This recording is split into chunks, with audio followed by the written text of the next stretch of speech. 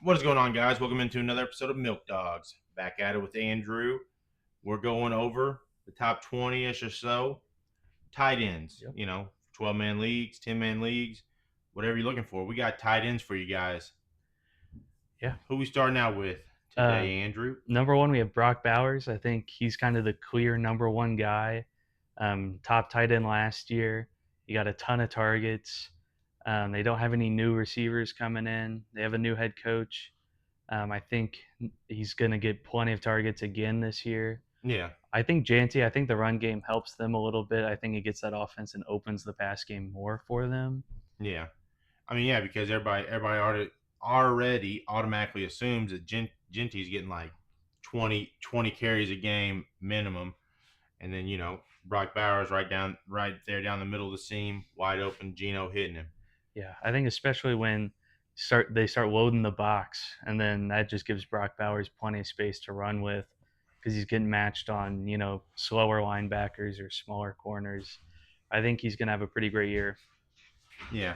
Moving on to the next guy, we got old Trey McBride here, coming from Arizona. Everybody thought Kyler Murray getting Marvin Harrison Jr. that was going to be his guy. Trey McBride's still there as a security blanket, his guy. Got 147 targets last year, caught one less than Brock Bowers, but Yeah, and had pretty much about the same yards. say the biggest thing with Trey McBride last year was he just wasn't catching touchdowns. I don't think he had one until week 15 or 16, Yeah, and they were trying to give it to him. He had plenty of targets within the 10, and he would just consistently get stopped at the 1 or 2 yard line, or just something would happen. And I think just with a little bit better touchdown luck, I think he does great this year. Um, I don't imagine that a lot of his targets go away with Marvin Harrison Jr. being in his second year. yeah, I could see the targets going down a little, but I also think that opens up the pass, kind of similar with Brock Bowers. It's just someone to take a little more pressure off, yeah. especially when you're a tight end as the number one target essentially for your passing offense. It helps a lot when you have somebody else to take some pressure off of you. Oh, for sure, for sure. Who we got next? Third, I have George Kittle. I think it's a pretty big jump from those top two down to the rest. Yeah, And I think that could be, like even like a 3 round difference. That could be from the top of the second all the way to the fifth round in some drafts. yeah, But George Kittle last year was probably the most consistent tight end. He was getting 10 points a week because he was getting yards, he was catching touchdowns. He had 8 touchdowns last year and plenty of targets. He had 78 catches, 1,100 yards.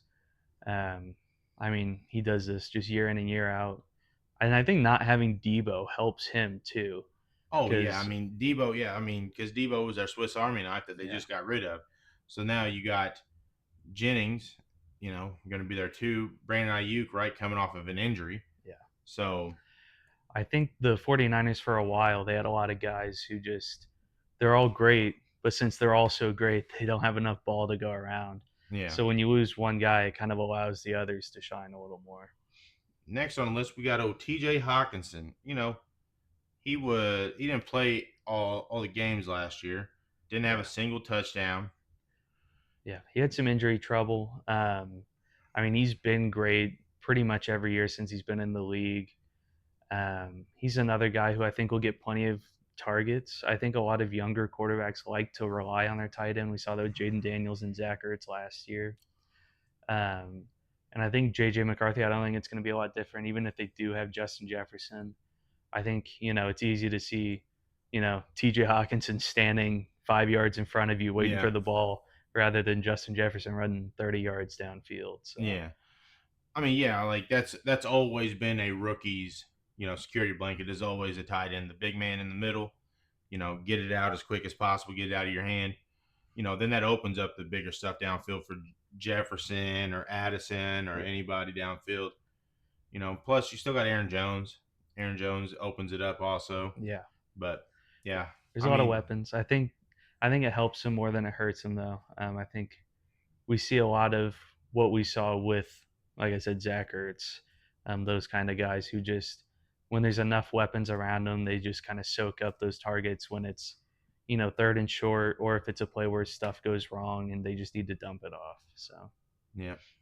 Next, we have Sam Laporta, Sam Lagoda. and it's another guy who's been pretty consistent throughout his career. The biggest question mark is that coaching staff, losing Ben Johnson, losing Glenn, the defensive coordinator. Um, I think that's kind of where that question lies. But I think Jared Goff still a great quarterback. I think Dan Campbell is still a great head coach. Yeah. I think he'll get plenty of targets. He gets downfield easily. Um, I think he's great.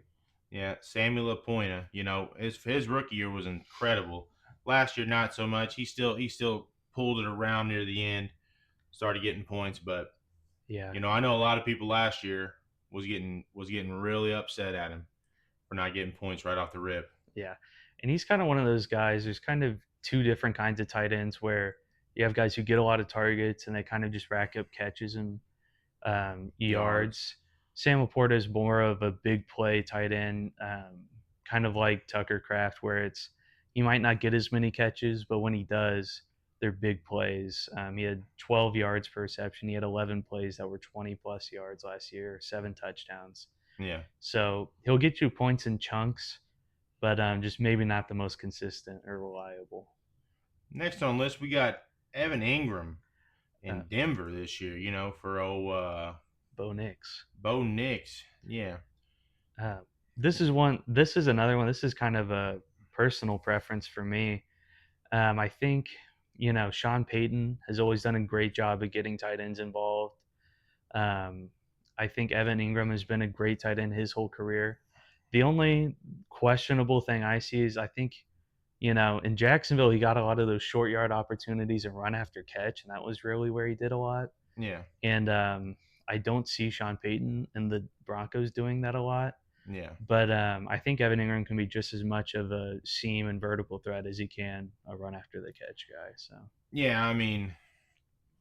He was down there in Jacksonville, the fuck around gang. That's what Trevor Lawrence likes to do: fuck around, find out. yeah, But yeah.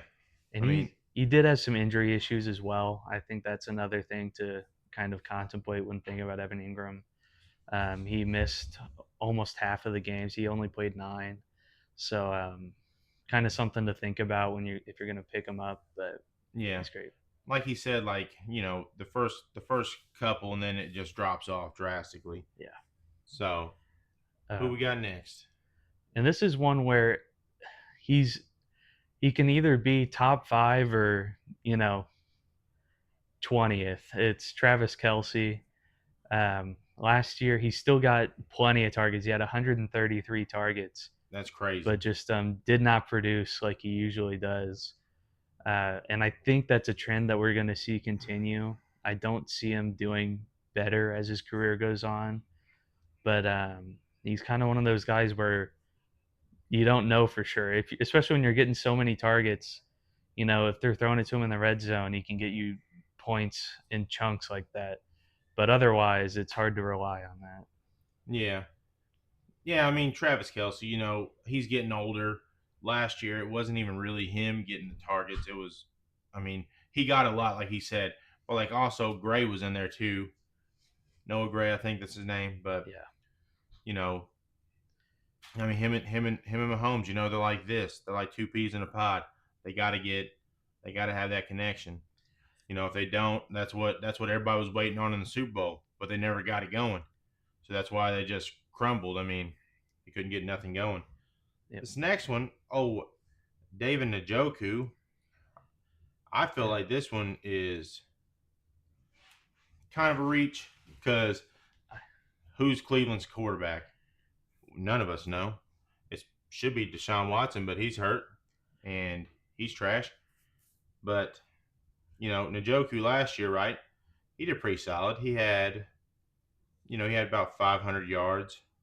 He had 97 targets. Yeah. He only Yeah, played 11 games.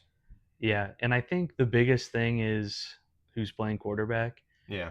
When Joe Flacco was in last year, he was, a top 10 tight end. It was just Joe Flacco wasn't always in, and I don't think you can rely on, ancient Joe to go in and put in the work for David Njoku. Yeah. I think the biggest thing he has going for him is there's not really a lot of receivers there. Yeah, you got So, Judy. yeah, so it's who are you going to throw it to other than David Njoku?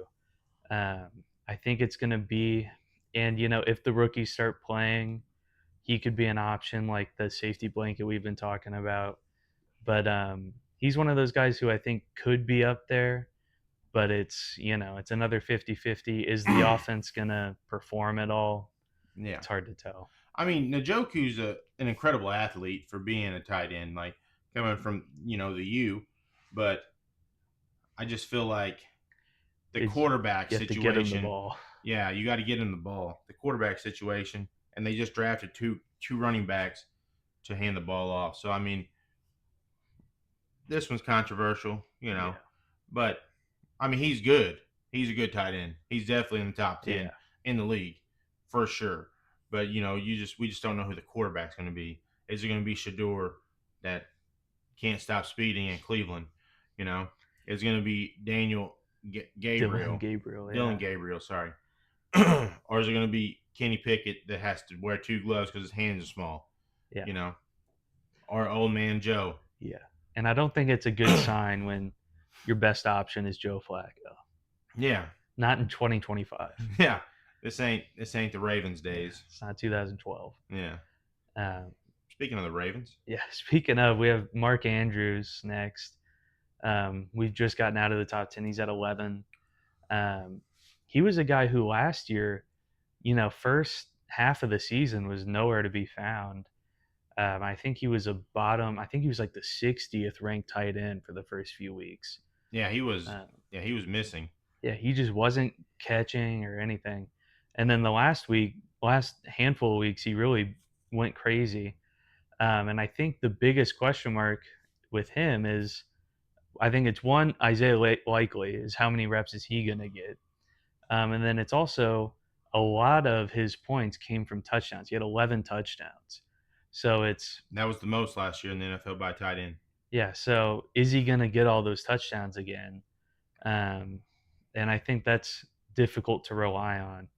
Um, but if he Yeah, does, and if he's getting all those red zone targets, then he's gonna be, in the top half of tight ends in fantasy. yeah. Moving on. He said that was 11. This is 11. Dalton Kincaid. Kincaid. This is who Josh Allen wanted in the draft. He told him to go out and draft him. He was like, I want this guy. Pick him up. He didn't really do much the first half, and he started coming on near the end of the season. Yeah, and that's kind of the reason why I think he's gonna do better because I kind of felt like last year was the year to prove it, but they didn't go to fix that problem this offseason. Yeah. So I feel like that team still has confidence in him. Yeah. I don't think those targets are gonna go away. And I think really I don't see why we would value him so much less this year than last year. Oh no. Last year he was, a top 5 tight end to pick up. And I think really all it's going to take is a little bit of that like Mahomes and Kelsey chemistry where it's on those plays where Josh Allen has to scramble and roll out. Is Dalton Kincaid going to be there? Or is it going to be somebody else? Yeah. And there's been talk about how Keon Coleman has been struggling. And I think they're going to lean on him. Um, but it also, tight ends, they're, Yeah. they're Tight either ends. your best friend on your team or your worst enemy. They either get you 0 or 15. So, Yeah. I mean, a lot of them, right? Some of them just block. yeah. That's what Sam Laporta was doing last year. He was blocking most of the time for Yeah. Gibbs and Montgomery to just run wild. I Yeah. So, mean, that's why they both had over 1,000 yards rushing. yeah, but I think Kincaid has a pretty high ceiling, and I think that's a ceiling that I think he can get to. This next one Um, is a joke. so after Kincaid, I have Colston Loveland, A little biased. rookie, 10th overall pick, first tight end off the board this year in the draft.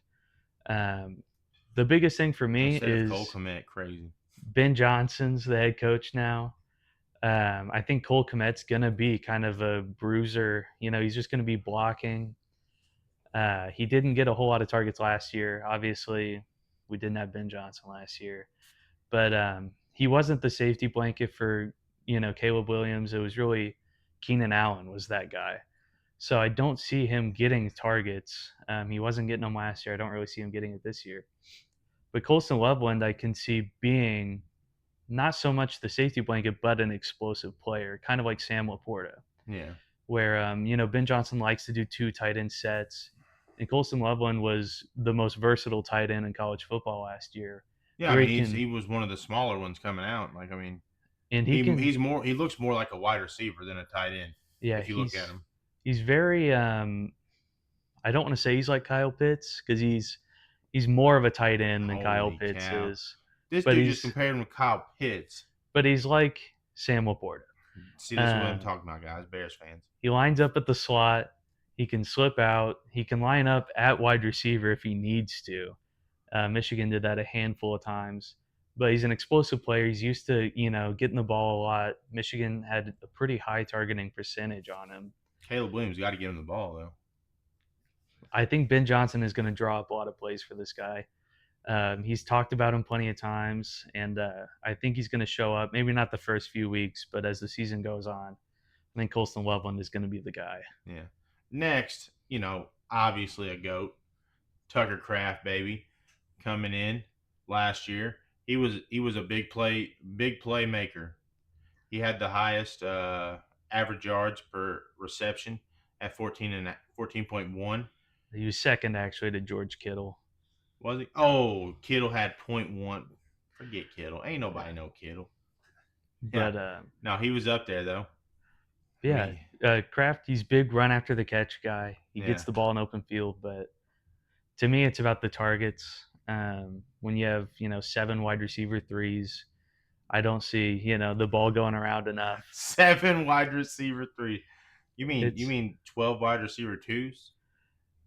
if whatever you want to call them. I think they have too many receivers to the ball go around. They don't have a primary guy. They don't really have a system. I feel like it's just kind of they throw the ball around, and it's kind of just luck of the draw. They're having fun. And I don't know if fun is enough to get Tucker Craft in the top 15. Yeah. No, I mean, I feel like this year because we were still uncertain last year if it was going to be Luke Musgrave or Tucker Craft, and obviously Tucker took that step forward going on. And Yeah, then Luke Musgrave really didn't do much. Like, I mean, he got hurt obviously in the beginning of the season, but coming back, he didn't do nothing. yeah. I do think as long as he can still keep making those plays, I think he'll be a decent tight end. It's just a matter of getting those yards. Um, but as long as he gets the targets, I don't see him being too bad of a pick. Yeah. Moving on to Hunter Henry is who we have next. Um, this is another one where I think Hunter Henry's flown under the radar for a while now. He did all right last year. He had 97 targets. I mean, getting close to 100 is all you can ask for as a tight end. yeah, And I think Drake May is going to make a leap this year. I really think he's going to be solid. yeah. And he's getting 10 yards a With catch. Vrabel, with Vrabel's the head coach, I mean, yeah, it should translate better Yeah, from I don't even remember who Gerard Mayo last year. yeah. It last year was looking rough. I think, and even with he had okay production, but I feel like with their quarterback situation was so questionable, and that whole offense was just I feel like you never knew what to expect, Yeah, and their coaching staff just wasn't built right. I think this year Hunter Henry will take a step up. I don't think it'll be massive, but I think it'll definitely be progress. yeah. Moving on to one of the guys that was pretty high in production last year. Top 5 last Yeah. year. Oh, Johnny Smith. You know, going from Miami to Pittsburgh. You know, how much is Aaron Rodgers really going to use him? Aaron Rodgers really hasn't used tight ends much in his career. Plus, you already have Pat Fryermuth there. Like, what was the purpose? But Yeah, you can't look away from what he did last year and be like he can't really do that again, but he can. yeah. I think Fryermuth is going to take some targets away from him. I mean, he had 111 with Miami, Yeah, and I don't see that happening, especially not with Aaron Rodgers there. yeah, I think DK Metcalf is going to be soaking up a lot of those targets, and then I think I really feel like there's no way you get Joni Smith and don't run a lot of multiple tight end sets. Yeah. And I mean, yeah, getting rid of George Pickens, obviously you got to have another weapon somewhere. yeah, so I don't think he's going to be bad by any means, but I don't see him being a reliable pick. Yeah. Um, so he can be hit or miss. Yeah. Moving on. Kyle Pitts. Kyle It's Pitts. every year it's a gamble with Kyle Pitts. Dude, it's always his whole Um, career has I been a gamble. yeah, I put him a little low on this list, but I personally I think he's going to do well this year. I don't know if you've seen in training camp, he's been kind of the talk of the town as far as I feel like every what, year coming out of Atlanta, but it's been Pitts. Phoenix has been talking about him at least. Yeah. So that's a decent sign. I feel like you wouldn't hear what's his name, Kirk Cousins talking about Kyle Pitts, Yeah. but I think he's going to get plenty of targets. I just it's a matter of if he's going to catch the ball. I mean, he caught 47 out of 74 targets last year, Yeah. so almost 30 incomplete out of that Yeah, I mean isn't the his was best his was rate. like a deeper ball threats too. Yeah, he's definitely a vertical threat, but Yeah. so if he starts converting and they start using him enough, I mean, he's going to get you points. It's just it's an if, Did I and say it was only rostered on 51% of leagues last year? he Dude, he fell off.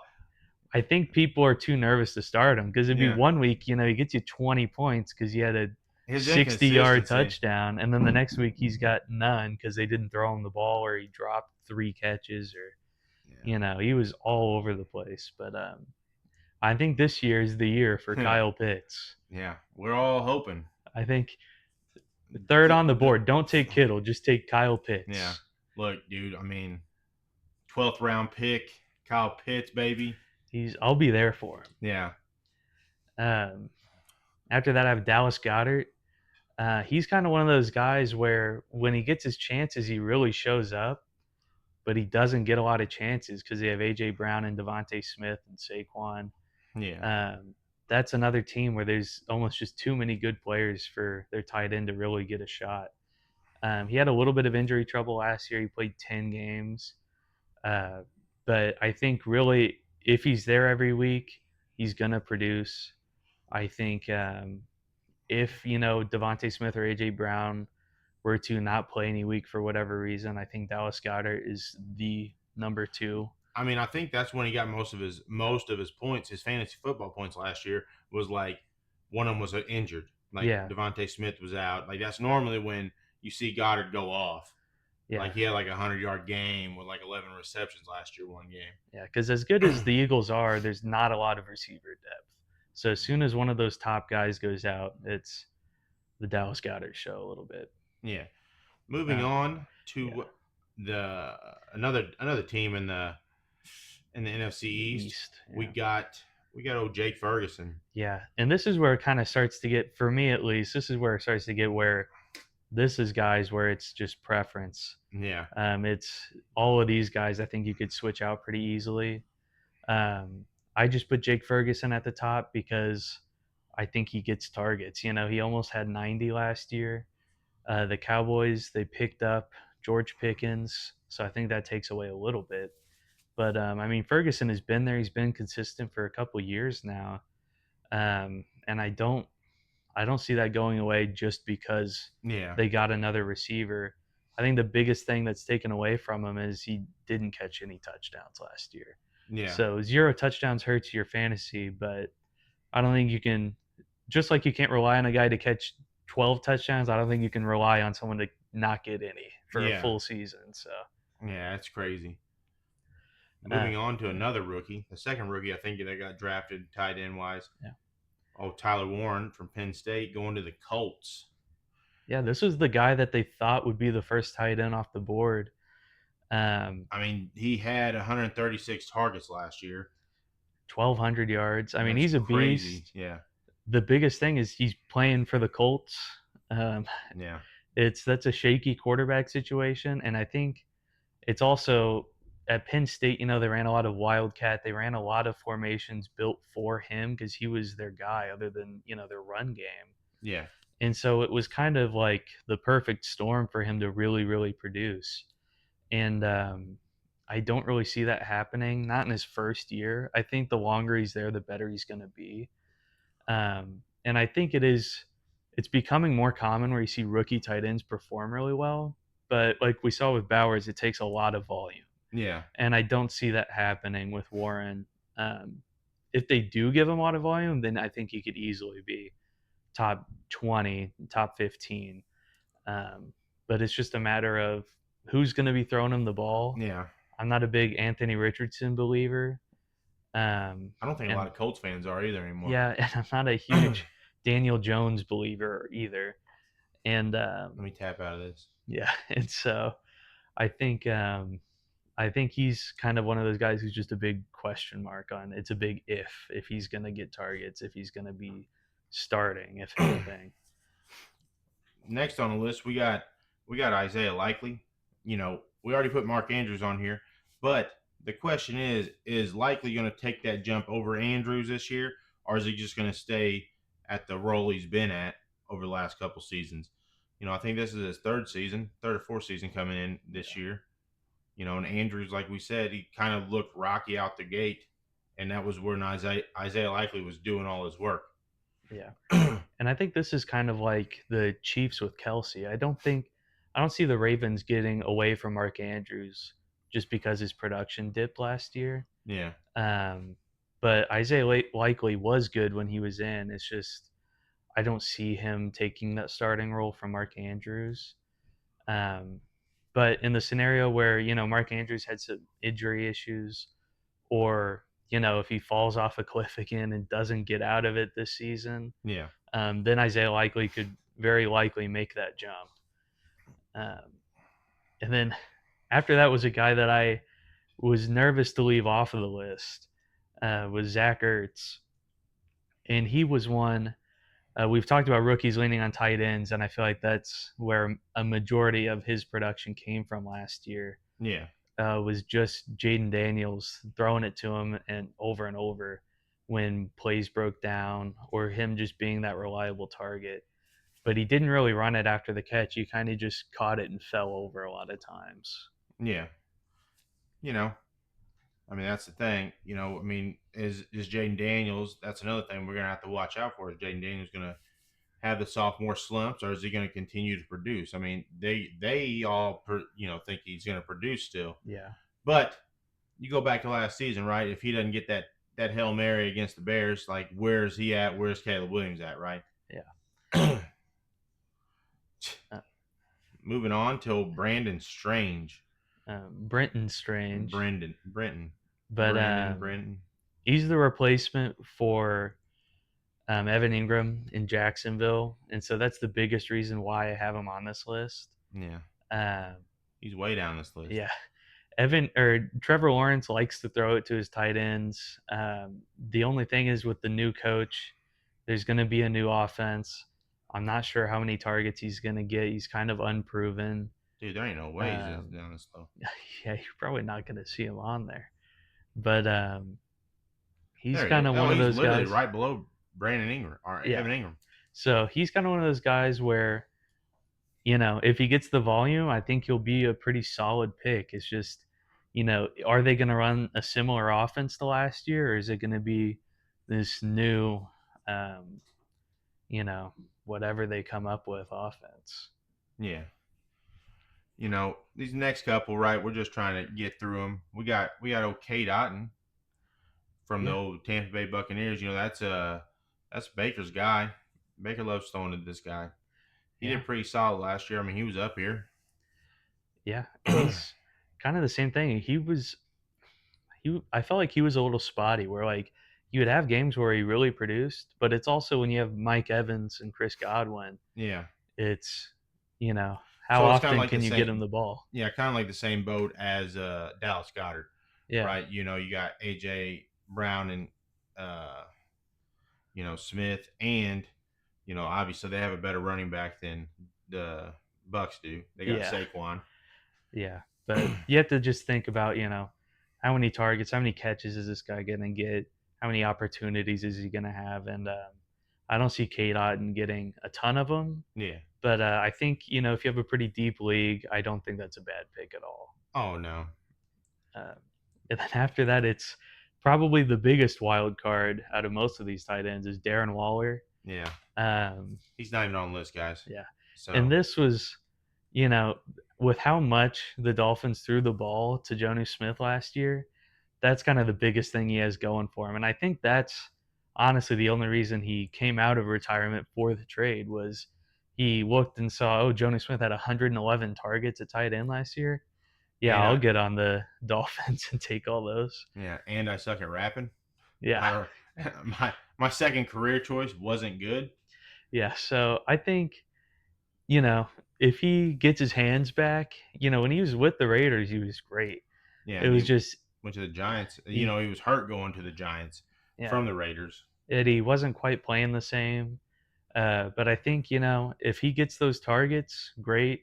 But if he, really catches them and starts producing like he used to with the Raiders, I think he could make a pretty huge case for, one of those tight end one, lower end tight end one or high end tight end two guys. Yeah. But yeah, that's all we have. Yeah, well, guys, that's all the tight ends we got for this episode. Yeah. Hey, I mean, if you guys disagree with any of us, if you think Colston Loveland is Loveland's the best too tight end high, in the too high North. on the list, just let us know. Yeah, I feel mean, free. he's a Bears fan, right? They're all delusional.